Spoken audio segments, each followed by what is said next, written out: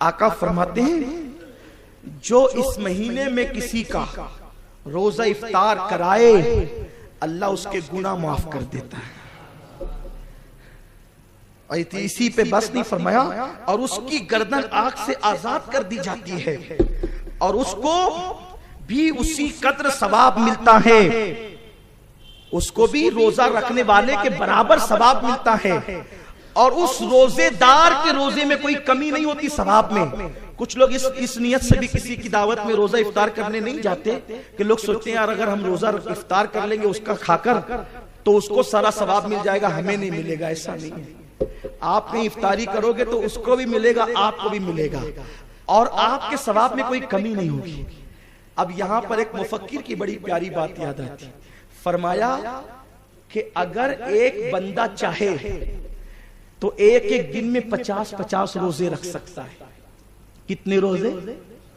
50-50, 100-100, 500-500 रोजे रख सकता है। हैरत है, बंदा तो एक ही रोजा रख सकता है, एक दिन में 50 कैसे रखेगा? तरीका ये है, एक तुम रखोगे, 50 को इफ्तार करा दो तो तुम्हारे नामे अमाल में 50 रमजान शरीफ के रोजों का सवाब लिख दिया जाए। कराओ इफ्तार, अल्लाह ने दिया है तो खूब कराओ।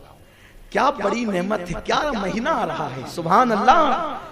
जन्नती बनाने के लिए आ रहा है। हम तो माइल का करम है, कोई साइल ही नहीं, राह दिखलाए किसे, राह रवे मंजिल ही नहीं। सवाब में कमी नहीं होती रोजादार के, सवाब के बराबर मिलता, फिर सारे गुनाह माफ हो जाते हैं। अच्छा, यहाँ पर कुछ लोग बहस करते हैं, मैं उन बहस करने वालों से हाथ जोड़ता हूँ, मेरा पीछा छोड़ो।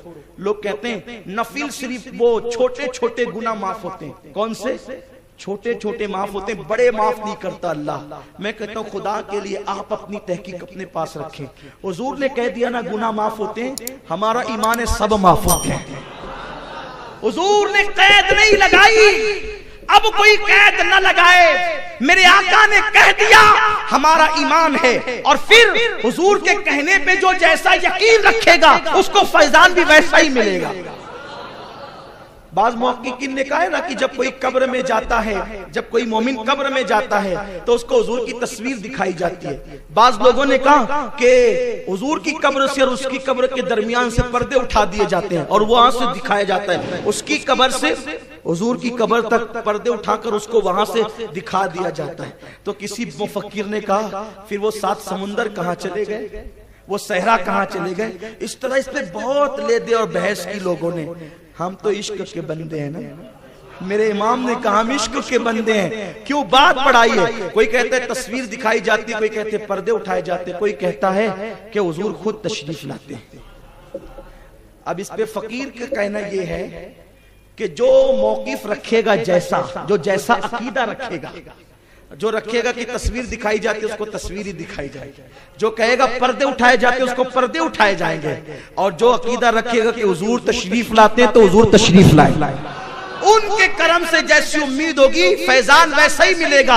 और ये मौक़िफ़ मेरे इमाम अहले सुन्नत का है कि कब्र में लहराएंगे ताहश चश्मे नूर के, जलवा फरमा होगी जब, जलवा फरमा होगी, जलवा फरमा होगी जब, जलवा फरमा होगी जब, पर्दे उठेंगे जब नहीं, तस्वीर दिखेगी जब नहीं, जलवा फरमा होगी जब, तलात रसूलुल्लाह की जलवा फरमा आने ही को तो कहते हैं। कौन कहता है मेरी कब्र अंधेरी होगी? जब वो आएंगे उजाला ही उजाला होगा। जब वो आएंगे तो हुजूर के फरमान पे जो जैसा यकीन रखे फैज वैसा ही पाता है। तो सरकार ने फरमाया जो इफ्तार कराएगा अल्लाह उसके गुनाहों को माफ कर देगा। हुजूर आपके करम से उम्मीद है, वो तो निहायत सस्ता सौदा बेच रहे हैं जन्नत का, हम मुफलिस क्या मोल चुकाएं, अपना हाथ ही खाली है। हुजूर ने कह दिया गुनाह माफ होते, हुजूर हमें यकीन है सगीरा भी माफ होती है और कबीरा भी माफ होते हैं। और उसके करम के आगे सगीरा क्या है और कबीरा क्या है? अगर वो करम करने पे आए वो तो बहुत करीब है, उसके महबूब की शान ये है एक मैं क्या, मेरे इसिया की हकीकत कितनी, मुझसे 100 लाख तो काफी है इशारा। वो इशारा कर दे तो 100 लाख बख्शे जाएं, और वो फरमा दे कि रोजे इफ्तार कराने वाले की कि गुनाह माफ। चाहते हो गुनाह माफ करवाना तो जरा 2-2 4-4 को घर बुला लिया करो।